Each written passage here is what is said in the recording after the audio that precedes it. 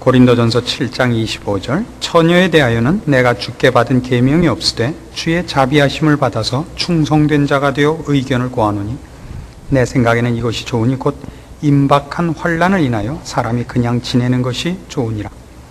네가 아내에게 매였느냐 노이기를 구하지 말며 아내에게서 노였느냐 아내를 구하지 말라. 그러나 장가가도 죄짓는 것이 아니요 처녀가 시집가도 죄짓는 것이 아니로되 이런 이들은 육신의 고난이 있으리니 나는 너희를 아끼노라.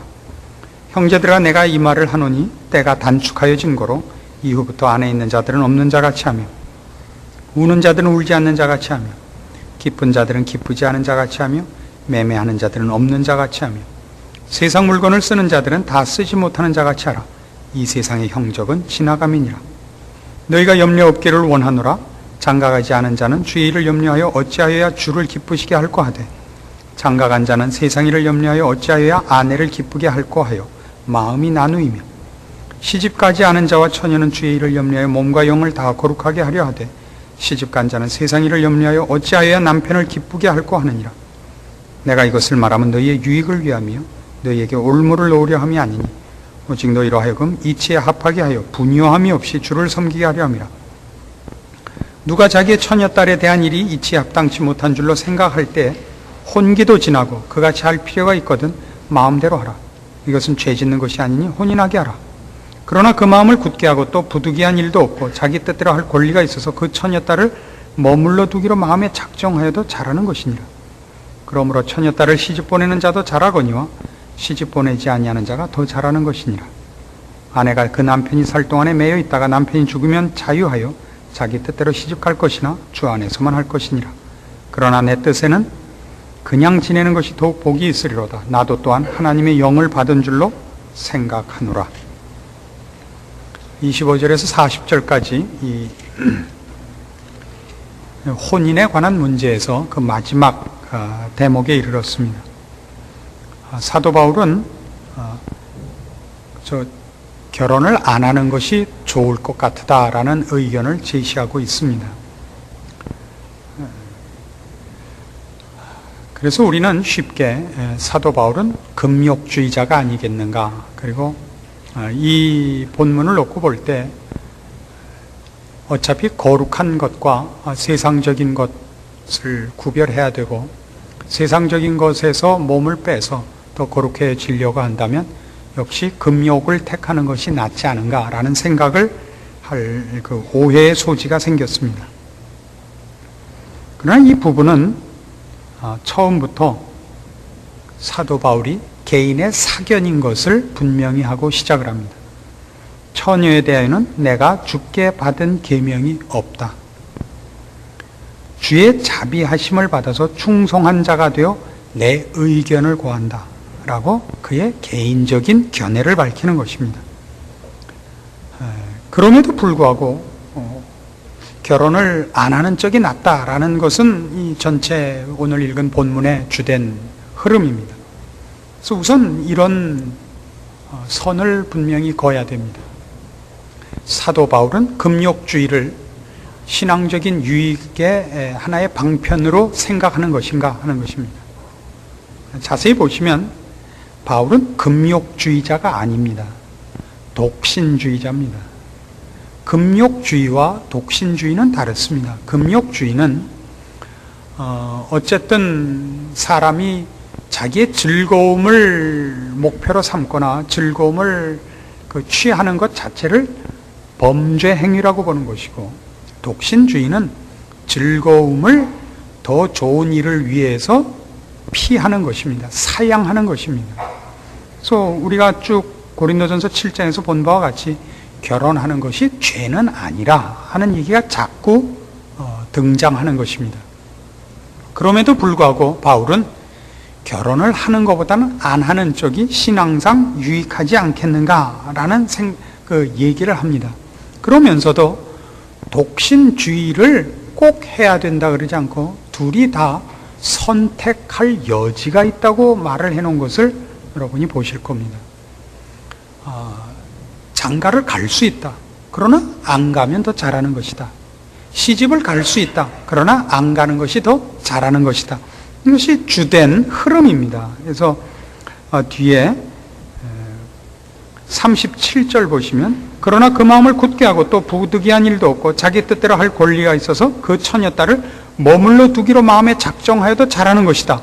뭐해도 잘하는 것이고요. 그 위에 36절에서는 혼인할 필요가 있거든 해라. 이건 죄 짓는 것이 아니다. 그래서 38절에 이런 결론을 내리죠. 처녀딸을 시집 보내는 자도 잘하는 것이다. 할 수 없으면 해라가 아니라 잘하는 것이다. 그러나 시집 보내지 않는 자가 더 잘하는 것이다. 이렇게 되어 있죠. 결혼을 하는 것도 잘하는 것이고, 그러나 안 하는 쪽이 더 잘하는 것이다. 이렇게 되어 있지, 한쪽은 본전이고 한쪽은 좋은 것이다. 이렇게 되어 있진 않아요. 더더욱 이쪽은 범죄고 이쪽은 유일한 신앙이다. 이렇게는 대조되어 있지 않단 말이에요. 그러나 어쨌든 간에 우리의 마음속에는 지금 이 논조를 보자면 어쨌든 독신주의를 지켜내지 못하고 결혼을 한 사람은 뭔가 신앙적으로나 주를 사랑하는 열심에 있어서 조금 뒤처져 있는 것이 사실 아닌가 하는 느낌을 갖게 되어 있지 않았습니까? 다시 보시면 사도 바울이 왜 독신을 고집하느냐, 자기 스스로가, 그리고 왜 성도들에게도 가능한 한 혼자 지내라는 얘기를 하느냐 하는 이유를 살펴봐야 됩니다. 그 이유는 이겁니다.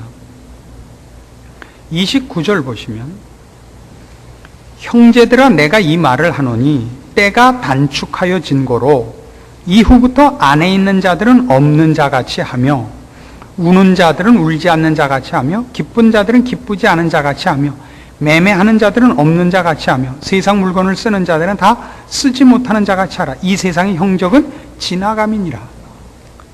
말하자면 사도 바울이 독신주의를 표방하는 가장 큰 이유는 결혼을 하는 것이 신앙적으로 하급에 속하는 방법이라는 뜻이 아니라 종말론적 시각을 가지고 볼 때에 독신주의가 더 종말론적 신앙관에 합당하다고 보는 것입니다. 인간이 자기의 즐거움을 취하는 것이 죄냐 아니냐라는 시각에서는 아닙니다. 우리가 우리 자녀를 키워봐도 자녀들이 용돈을 줬더니 전부 저금했다가 어느 날 부모님께 여태껏 줬던 용돈을 이렇게 모았습니다. 그리고 갖다 돌려주는 것이 고맙진 않다고요. 우리가 우리 자녀를 키우면서 받는 보상 중에 하나는 자녀가 좋은 옷 입고 건강한 몸과 아름다운 형체를 지녀서 남들 앞에 갔을 때 야, 그놈 멋있게 생겼다 하든가 야, 그 참 딸내가 귀엽기도 하다 라는 말을 듣는 것이 큰 보상 중에 하나입니다.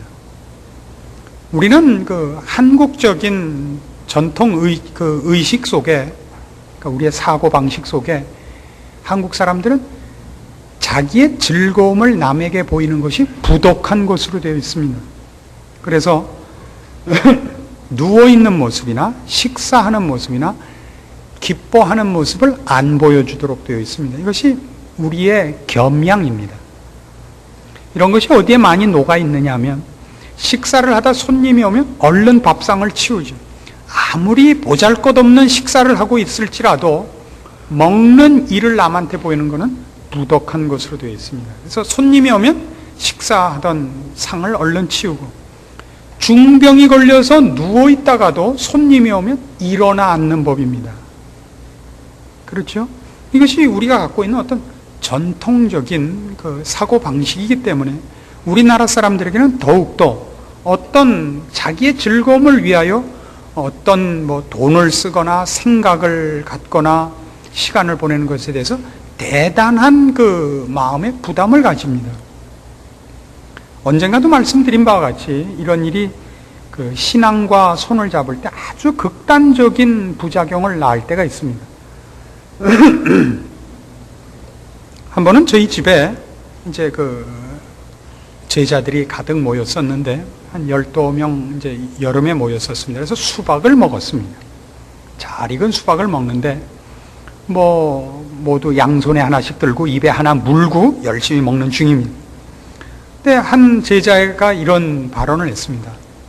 목사님, 우리가 이 수박은 먹지 않아도 죽지 않는데 이걸 우리가 먹지 말고 이 돈을 선교사들에게 후원금으로 보내줘야 옳지 않습니까? 그래서 양손에 들고 입에 물고 있었던 사람들 모두가 얼마나 무참해졌겠습니까? 물론 저도 양손에 들고 있었죠. 안 들고 있으면 뭐 안 되니까. 그래서 제가 답을 했죠. 얘 누구야? 베드로야. 하나님이 그렇게 가난하시지 않단다. 너 먹을 수박값 뺏어갖고 선교를 해야 될 만큼 그렇게 핍절하지 않으시다.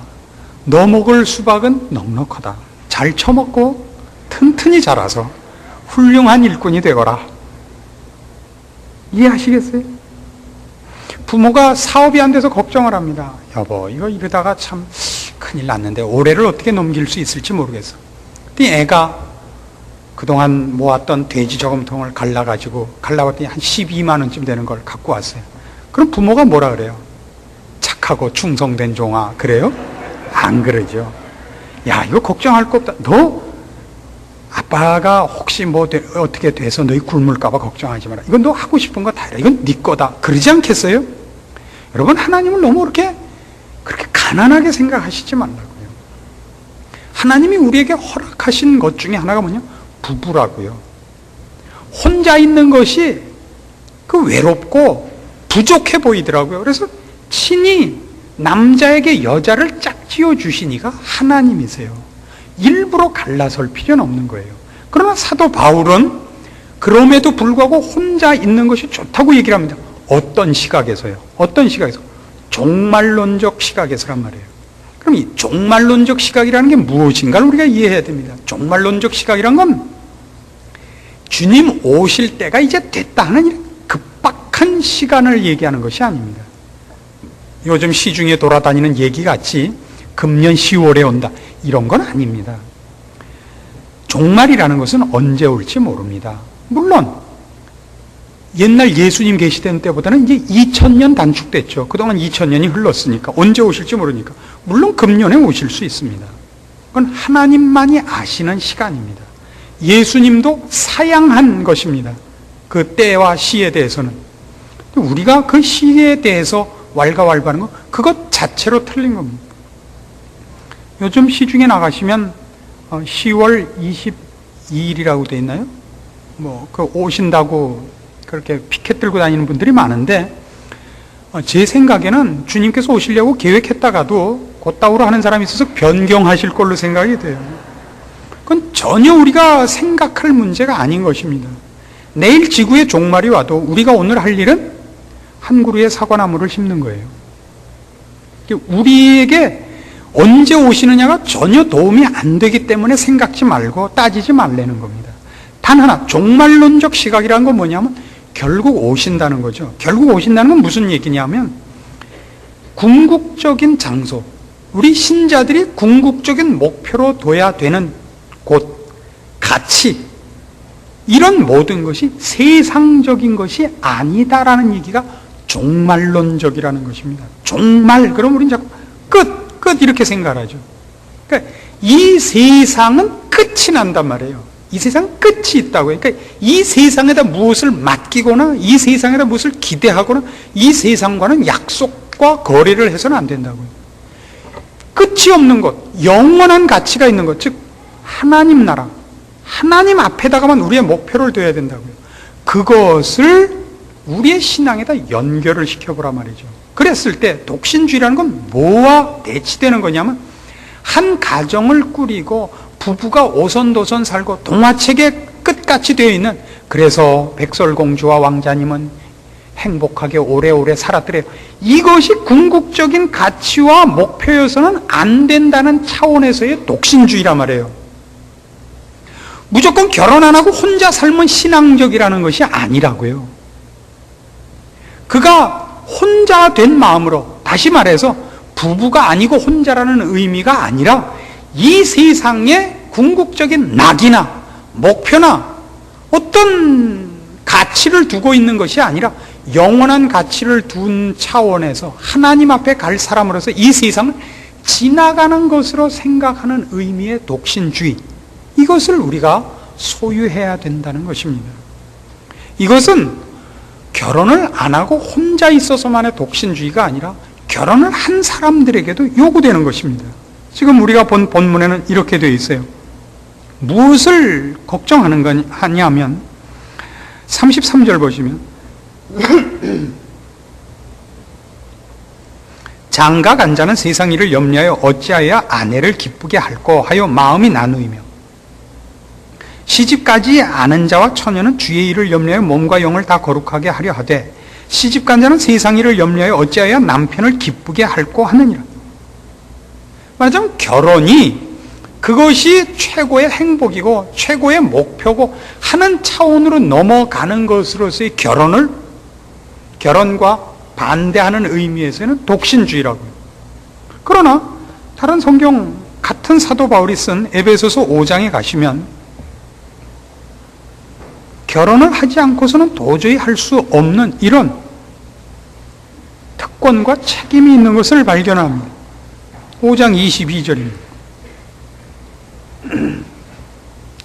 아내들이여 자기 남편에게 복종하기를 주께 하듯 하라. 이는 남편이 아내의 머리됨이 그리스도께서 교회의 머리됨과 같음이니 그가 친히 몸의 구주시니라.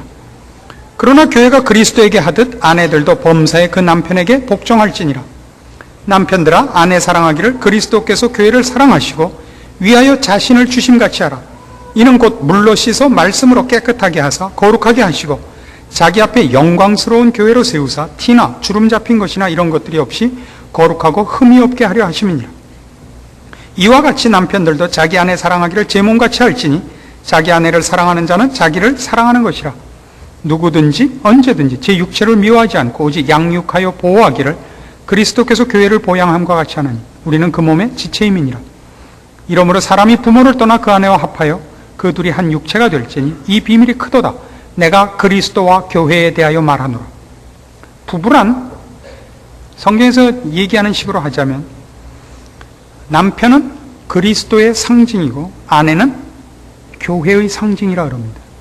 그러니까 결혼을 하지 않고는 이 복된 상징은 드러낼 수가 없습니다. 그래서 부부가 되지 않고는 무엇을 나타낼 수가 없느냐면 예수 그리스도의 권위와 사랑, 그리스도의 구속함으로 부름을 받은 하나님의 자녀된 교회, 즉 신자들의 만족과 감사와 순종을 드러낼 방법이 없습니다. 그래서 독신으로 부름받는 것이 꼭 혼인한 자보다 더 특별한 계급이거나 방법인 것은 결단코 아닙니다. 그럼 우리가 뭘 따져야 되느냐면 우리는 보통 결혼을 합니다. 대부분 결혼을 합니다. 결혼을 한 사람들이 그 결혼을 종말론적 시각에서 그 결혼을 책임 있게 인도받고 책임 있게 그 결혼을 수행할 각오를 해야 돼요. 우리는 결혼이라는 것이 남자에게 있어서나 여자에게 있어서나 이 세상에서 최고의 행복과 최고의 어떤 보상이 아니라는 것을 마음 깊이 인식해야 됩니다. 그래서 부부는 결혼이라는 것은 그 핵심된 내용이 결단코 사랑이 아닙니다. 책임입니다. 세상에는 이런 식의 말장난이 많습니다. 사랑했기 때문에 결혼했고 사랑이 식으면 헤어질 수 있다 그러죠. 그래서 요즘은 옛날하고 이런 게 달라졌다 그래요. 예전에는 남자가 바람을 피우면 그 큰 댁이 작은 댁에 가서 온갖 행패를 부려도 꼼짝을 못했는데 요새는 그 작은 댁이 눈을 똑바로 뜨고 그런다 그래요. 댁의 남편께서는 절 사랑해요. 더 이상 당신을 사랑하지 않아요. 현실을 직시하시고 보따리 싸세요. 요따구로 얘기를 한다 그래요. 근데 이런 말이 나올 수 있는 근거가 뭐예요? 결혼은 사랑이 근거라고 보는 거죠. 결혼의 근거는 사랑이다. 그러니까 사랑이 식으면 당연히 헤어져야 된다. 아니요. 결혼은 책임입니다. 하나님이 짝지어 주시는 겁니다. 그래서 우리는 결혼 속에서 이런 결혼이 있을 수 있다는 걸 인정해야 됩니다. 힘든 결혼이 있다는 걸 인정해야 됩니다. 내가 어떻게 하다 그때 눈에 뭐가 씌워서 이 사람을 만났는가 하는 사람이 있다는 걸 인정해야 됩니다. 여러분, 그 속에서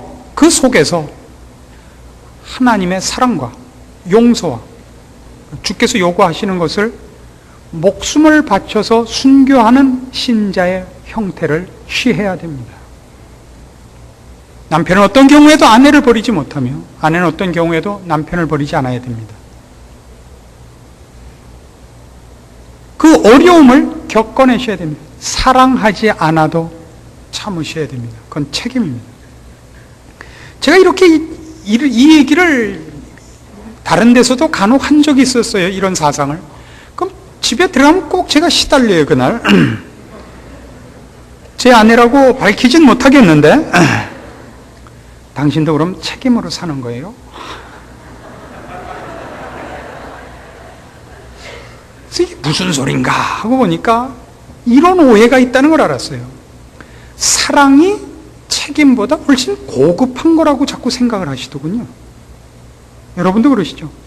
난 책임으로 사는 거다 그러면 사랑하지 않아도 무슨 동정심이나 이런 보다 하급한 관계다라고 생각하는 모양인데 책임은 사랑보다 큰 겁니다.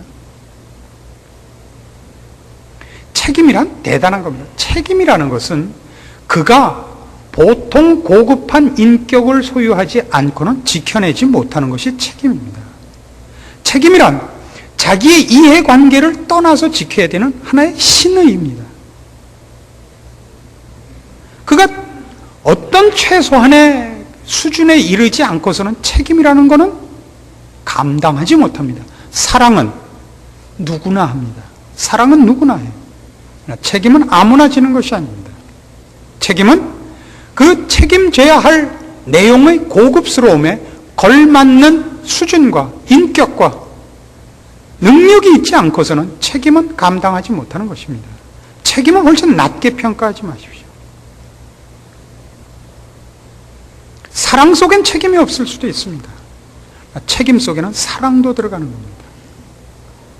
그래서 우리는 이 지금 에베소서 5장에 있는 이 책임을 우선적인 부부의 핵심되는 관계로 놓아야 됩니다.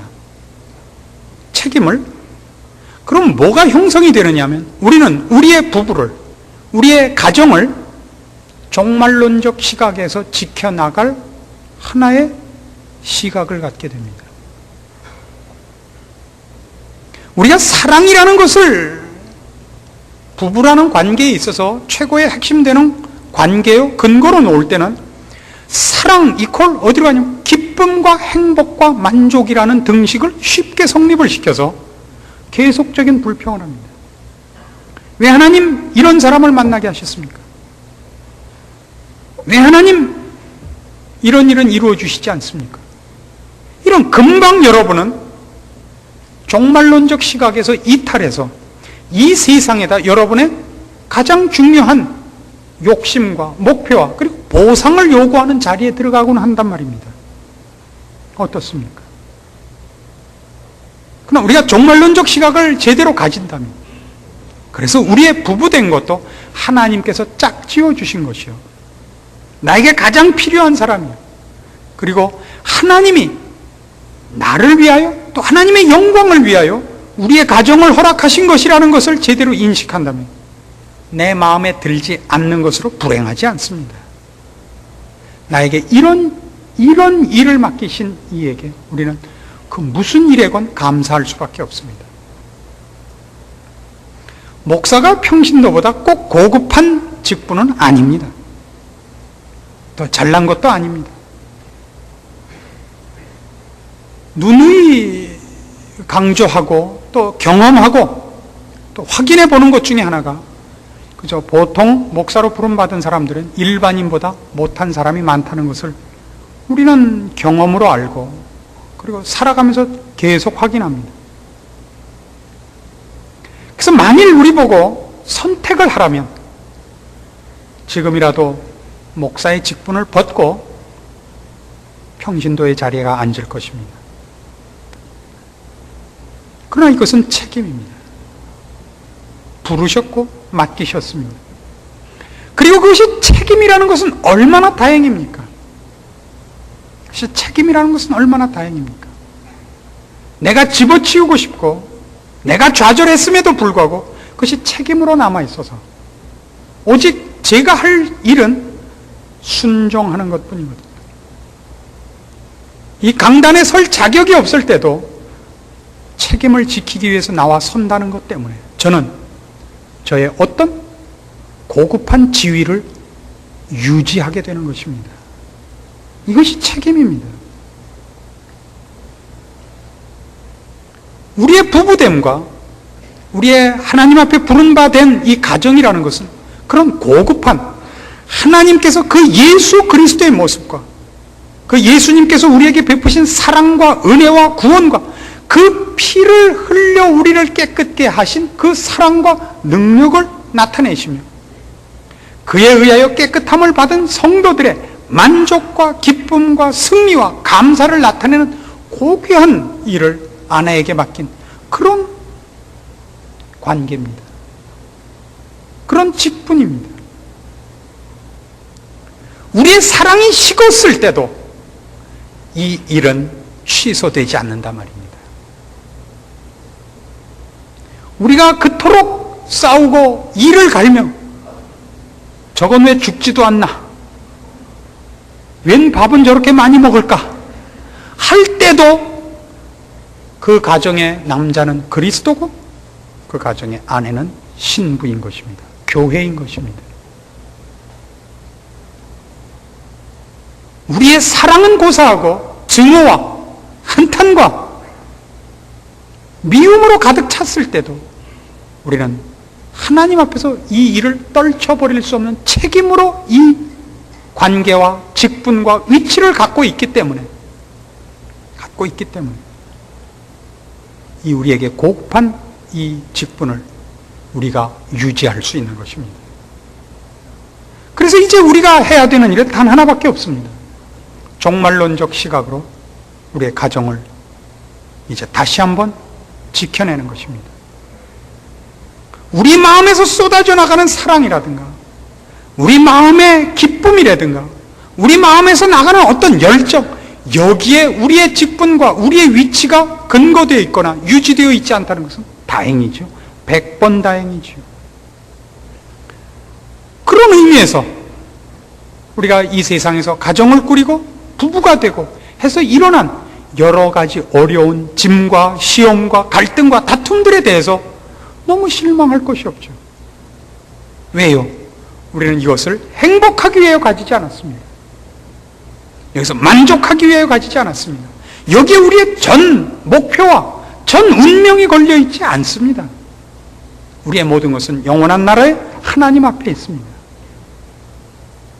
얼마나 다행입니까?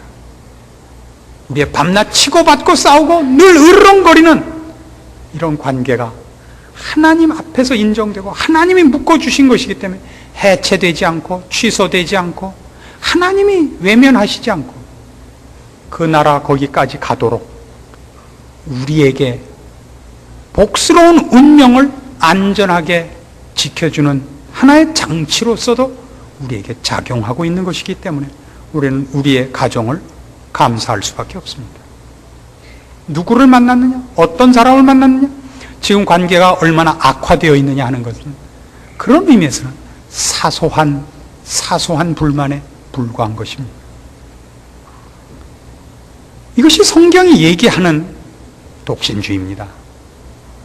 혼자 되는 것이 전부가 아닌 이 세상의 목표를 삼지 않고 영원한 나라를 바라보고 가는 우리의 세상을 살아나가는 자세요, 우리의 가정을 지켜내는 원리여야 됩니다. 그러나 이 얘기 속에 하나 조금 더 현실적이고 좀 곁길로 가는 얘기지만 하나 붙일 얘기가 있습니다. 38절을 보시면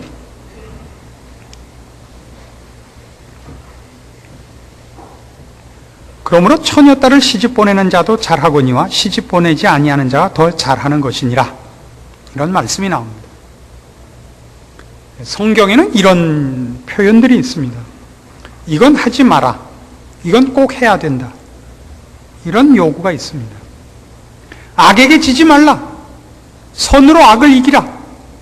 이런 게 있습니다. 그러나 지금 우리가 대하고 있는 이 내용들은 결혼하는 것 잘하는 것이다. 그러나 혼자 사는 것 더 잘하는 것이다. 이게 있습니다. 우리의 인생 속에서 신자로서 사는데 더 훌륭해지는 것과 조금 덜 훌륭한 그런 차이가 있습니다. 틀리면 안 되는 길이 있습니다. 이쪽 길로 가면 세상을 쫓아가는 것이 있습니다. 이쪽 길로 가면 영원한 나라를 향하여 가는 것입니다. 그러나 이것이 언제나 완벽하고 늘 더 잘하는 것으로 연속되지는 않습니다. 그래서 우리는 이런 마음을 가질 필요가 있습니다. 이런 문제에 있어서 특히 더 잘하는 단계까지는 못 가도 잘하는 단계는 가는, 그게 뭐냐 하면 이 전체 사상에서 나오는 겁니다만, 여러분이 여러분의 가정을 가장 아름답고 가장 완벽하게 종말론적 시각을 가지고 남편은 그리스도의 상징이 되고 아내는 교회의 상징이 되는 이 일을 완벽하게 그려낸다는 건 그리 쉬운 문제가 아닙니다. 그럼 우린 마음에 이런 시험이 듭니다. 그렇게 안 한 이상 모든 것은 다 틀린 것이다라는 마음을 갖기 쉬운데 그렇지 않습니다. 더 잘하는 것은 아니지만 잘하고 있는 것 하나를 제시하겠습니다. 그저 마음에 늘 그저 불만이지만 헤어지지 않고 그저 혼자서 혀를 끌끌 차면서 사는 거 잘하는 겁니다. 그거 이상 더 잘하려고 그러지 마십시오. 그거 잘하는 겁니다. 인간은 그렇게 세지 않습니다. 그래서 그 부부란 정말 남편은 그리스도 같고 아내는 정말 교회 같고 해갖고 이렇게 착 만나서 부창부수라고 뭐 둘이 이렇게 척하면 일로 가고 척하면 절로 가고 이렇게 착착 맞는 부부는 별로 만나본 적이 없습니다. 그리고 인간은 그런 존재가 없습니다. 자기의 욕심을 따라 상대방을 요구하고 자기의 짐은 몽땅 상대방에게 갖다 지라 그러고, 이것이 인간의 본성이고 인간의 수준입니다. 그래서 여러분이 가정생활을 하면서 부부간에 느끼는 가장 큰 갈등은 뭐냐면 이 사람만 아니라면 더 나을 것이 아닌가, 이런 생각 하나 하고 그 다음에 좀 지나서 내가 다시 태어난다면 난 절대 결혼 안 한다 하는 생각입니다. 남자들에게 다시 태어나도 지금 아내와 결혼을 하겠느냐라고 물으면 70%가 그러겠다 그런답니다. 근데 여자들에게 다시 태어나면 지금 남편과 결혼하겠다 그러면 결혼하겠느냐 그러면 그러겠다는 여자가 30% 미만이랍니다. 그러니까 일반적으로 예를 들자면 여자들이 훨씬 결혼 생활에서는 미치고 힘들게 사는 것이 사실인 것 같습니다. 그래서 독신주의는 남자보다 여자가 훨씬 많답니다. 그리고 실제로 세상에 독신주의자들이 여자가 많이 생겨나고 있습니다. 바로 이 생각은 우리 걷어치우자 이겁니다. 나 편하자고 이 사람하고 못 살겠다, 왜 내가 이 사람을 만났을까 라는 불만과, 지금은 내 애새끼들 때문에 홀 수 없이 살지만 애들만 어느 날 교통사고로 칵 죽으면 나도 혼자 산다. 그래서 뭐 우리 교회 집사님들 중에 그 얘기하는 분들이 있어요. 막내 시집 가는 날 두고 보자, 그날이 이혼하는 날이다. 이 마음은 갖지 말자고요. 그럼 여러분은 잘하는 것입니다. 더 잘하는 건 아니지만 그만하면 잘하는 것입니다. 하나님이 이 사람과 나를 묶어주셨으니 그저 내가 한숨 쉬면서 가야지. 하나님이 이 짐을 나보고 지라 그랬으니 내가 이 짐 지지. 그건 그렇게 웃으면서 질 수 있는 건 아닙니다. 울어야 되고 속 썩어야 되고, 여자 하나를 감쌀 만한 폭이 없는 밴댕이 소가지 가진 남편이 있을 수 있죠. 견디고 사는 것, 그게 신앙입니다. 하나님이 그걸 보상해 줄 것이라는 것을 믿고 견디는 것, 그게 신앙이지요. 신앙이죠. 물론 그 역도 성립합니다. 또 갑자기 여자들끼리 수근수근 하는데, 남자들 얘기는 제가 남자라서 안 하는 거예요. 서로 피차 마차 포장마차입니다. 왜요? 우리는 모두 내가 상대방에게 어떤 짐이 되는가는 아무도 생각 안 하거든요. 지는 짐만 생각하지. 서로가 피해자입니다. 부부는. 그러나 눈을 신앙적으로 이제 바꿔 뜬다면 우리는 모두가 이렇게 부름받아서 서로의 짐을 질 수 있는 것, 이것 자체가 우리가 신자이기 때문에 주어진 특권이라는 걸 압니다. 세상 사람 중에 누가 남의 짐을 대신 지겠습니까? 누가? 할 수 없어서 지죠. 그러나 우리는 이제 신자된 마음으로 기꺼이 질 수 있는 유일한 사람입니다.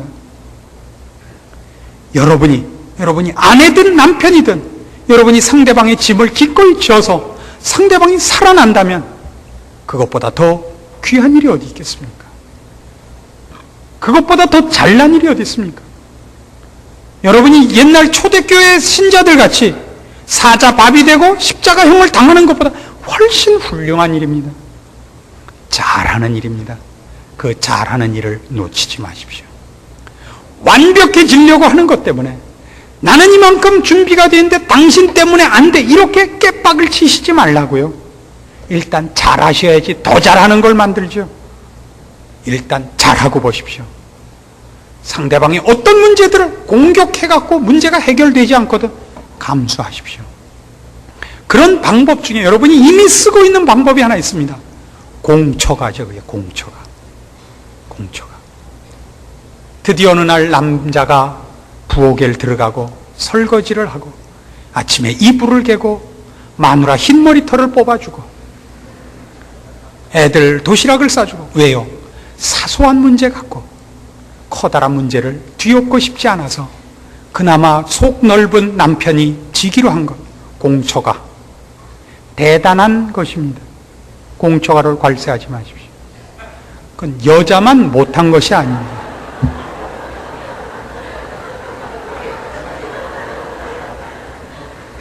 너무 정곡을 찔리신 분이 있는 모양이에요.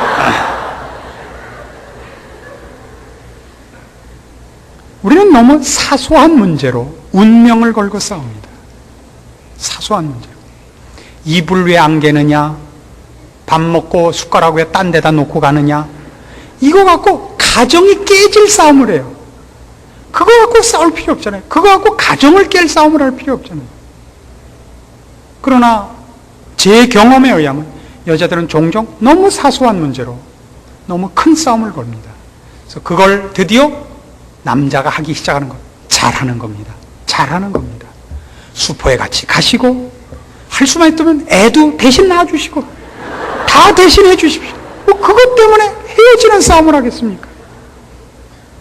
그래서 가정이 평화하고 함께 주 앞에 갈 수 있다면 무엇인들 서로 양보할 수 없겠습니까? 이것이 오늘 성경이 가르치는 실제적인 신자가 살아야 하는 길이요, 방법이요, 우리가 실천해야 되는 첫걸음들입니다. 그리고 그 일을 외부 다른 사람 앞에서가 아니라 우리 가정에서 가장 가까운 관계에서 먼저 이루어내지 못하면 우리는 아무것도 그 다음에 할 수가 없습니다. 이 귀한 싸움에서 여러분 지지 마시기를 바라고, 그 첫걸음은 감수하는 것이라는 걸 잊지 마십시오. 너무 멋지게 하려고 그러지 마십시오. 기도하십시다. 하나님 아버지, 은혜를 감사합니다. 우리의 연약한 것을 아시며 우리의 미련한 것을 아시나이다. 그러나 우리가 하나님의 자녀 되었고 짐을 나눠질 수 있게 되었습니다. 짐을 나눠지는 기쁨을 알게 하시고 사랑을 배우게 하시고, 그리고 우리에게 주어진 책임 있는 직분을 기억하게 하사 우리의 인생을 주 안에서 순종하게 하시옵소서. 영원한 나라에 이르도록 우리에게 맡겨진 일을 감당하는 가운데 가정을 감당하게 하시고 우리의 인생을 감당하게 하사 신자로서 불평 없이 주어진 짐을 순종하는 마음으로, 그리고 기쁜 마음으로 져 서로가 서로에게 유익하며 격려하며 함께 주 앞에 설 수 있도록 우리의 신앙을 깊이시고 넓히시고 높이시옵소서. 예수님의 이름으로 기도합니다. 아멘.